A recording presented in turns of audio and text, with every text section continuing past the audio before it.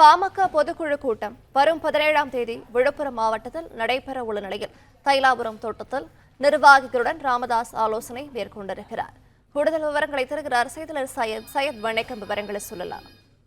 வணக்கம். விழுப்புரம் மாவட்டம் தைலாபுரம் தோட்டத்தில் பாமக நிறுவனர் டாக்டர் ராமதாஸ் தற்போது முக்கிய நிர்வாகிகளுடன் ஆலோசனை ஈடுபட்டு வருகிறார்.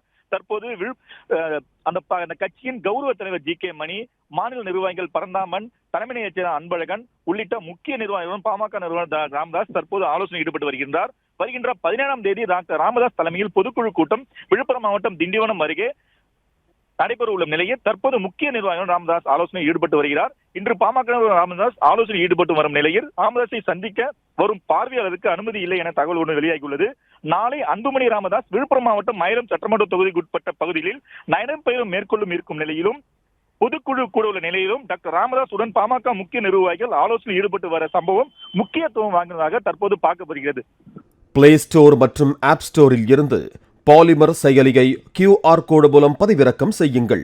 செய்திகளை உடனுக்குடன் பெறுங்கள்.